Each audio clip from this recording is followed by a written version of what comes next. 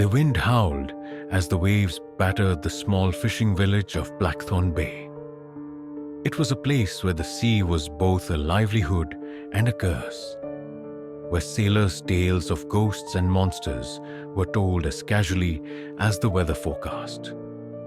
But there was one story that everyone agreed upon: the legend of the Erebus. The Erebus was a 19th century whaling ship that disappeared during a fierce storm over a century ago. Rumor had it that the captain had struck a bargain with the sea itself, trading his soul for safe passage through treacherous waters. When the crew mutinied, the sea reclaimed its debt, dragging the ship and all aboard into the abyss. Since then, the Erebus was said to reappear every 50 years, sailing into Blackthorn Bay under a ghostly fog. Fiona had always dismissed the tale as an old fisherman's yarn. She was a marine biologist back in town for a research project.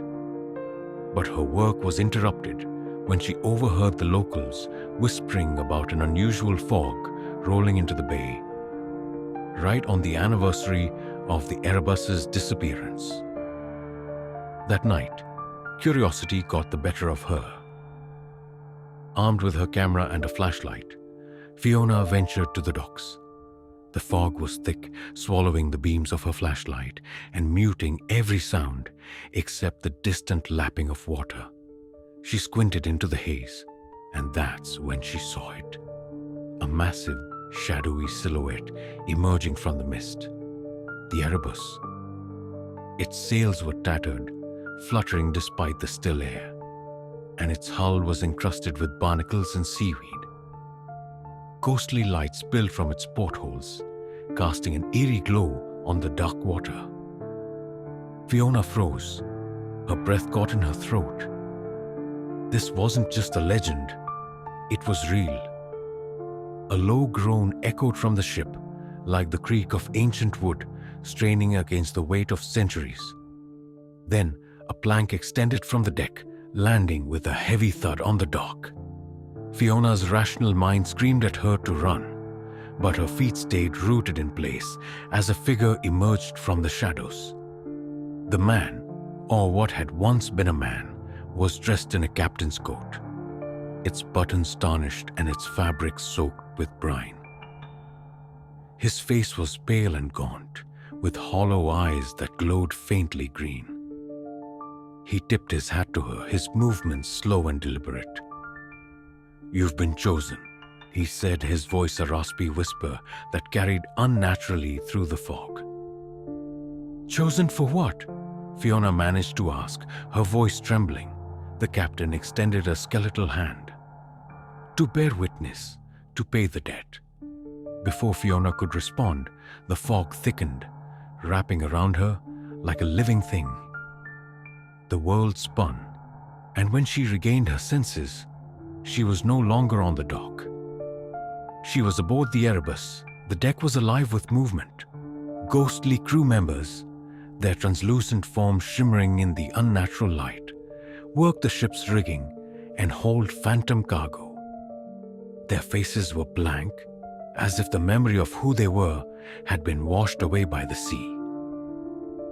The captain stood at the helm, his eyes fixed on Fiona. "You seek the truth, don't you?" he asked. Fiona nodded, too terrified to speak. "Then you shall have it." The ship groaned as it began to move, gliding across the water without wind or oars. Fiona clung to the railing as the fog parted, revealing scenes that played out like memories on the waves. She saw the mutiny, the crew's desperate faces as they turned on the captain. She saw the storm, the monstrous waves that swallowed the Erebus. And she saw something else. A shadow beneath the water, vast and writhing, with countless eyes that glowed like the captain's. The sea itself had taken them, binding their souls to the ship. "The debt is eternal," the captain said. "We sail until the sea decides otherwise." The ship came to a sudden stop, and the ghostly crew turned to Fiona. Their hollow eyes seemed to plead with her, though for what, she couldn't say. The captain extended his hand again. "Will you join us?" he asked. Fiona shook her head, stumbling back.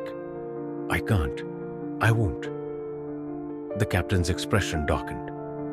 "Then you must carry our story. Remember what you have seen." Before Fiona could respond, the fog swallowed her again.